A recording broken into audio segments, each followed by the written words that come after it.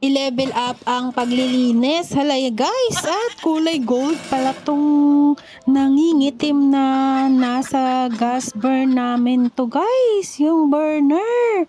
Ayan, gold pala yan guys. So yung ginawa ko, meron akong lemon, tapos kinaskas ko nga po yun. General cleaning nga natin ito. Tanggalin natin yung mga exhaust fan na yan at mga cover na yan. Ito guys, tignan mo. Ito, nangingitim pala tong ato na to, yung sa burner. Ang ginawa ko, nilagyan ko ng asin, tapos may lemon, kinuskus ko ng kinuskus. Hala, gold pala to guys, at natatakpan lang ng uling. Ayan o, tag mo guys, kumikinang-kinang. Ang ganda ng burner na to guys. Ayan, ito yung gas namin guys. Ilang na tong nangingitim guys, at kinuskus ko nga ngayon, at nag-general cleaning ako ng aming kitchen. So yun guys, at pagtiyagaan ko na talagang kuskusin to guys, kahit napakasakit na ng kamay ko, at ang liit kasi hindi mahawakan. So yan guys, gintong-ginto, kulay na gold. Ay, gold pala yan guys, pwede na nating ibenta. Benta na natin to guys. Ayan, itong isa hindi ko talaga mapaputi, hindi ko talaga mapalabas yung kulay ng gold niya.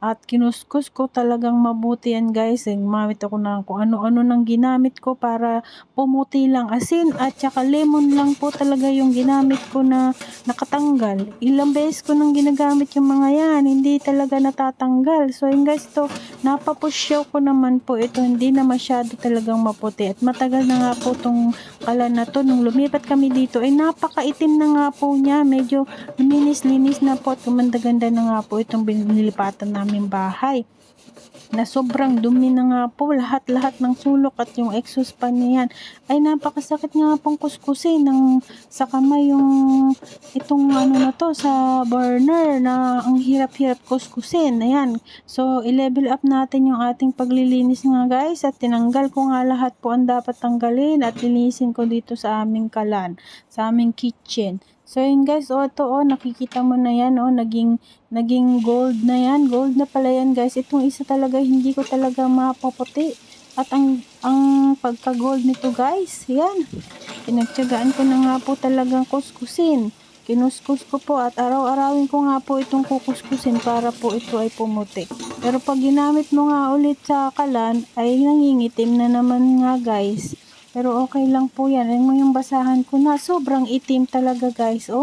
Hanggang natanggal ko na yung mga uling na namuo dito sa may aming kalan guys. So ito guys, hanggang ganito na lang ang kaya kong kuskusin. So ito guys, ibinalik na nga natin. Ayan, napaputi ko na nga po ng konti.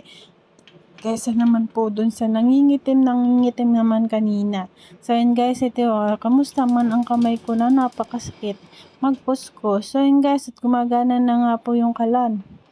Ayan, ikinabit ko na nga po itong mga sa ilaw ng aming kalan, yung exhaust fan, at saka yung mga ayan, binalik ko na nga po yung cover ng exhaust fan. Ayan, at ating nang tornilyohin guys, at hinugasan ko na nga po lahat hanggang sa ibabaw niyan, at sa ilalim na yan guys ay swak na ang malinis na. Ay kung hindi pa nga satisfy ang aking madam dyan, ay ewan ko na nga lang po nga guys.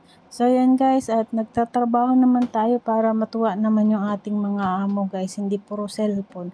Kung nagsiselfone lang ako pag rest time, ayan, habang nagsiselfone ako, ayan, habang naglilinis, video lang ako, pero hindi ako nag-chat o nag-focus man ako sa paglilinis guys. So yan guys, thumbs up, like, share, and comment down below. Miss ayusin mo. Thanks for watching. Ayan, thanks for watching. Please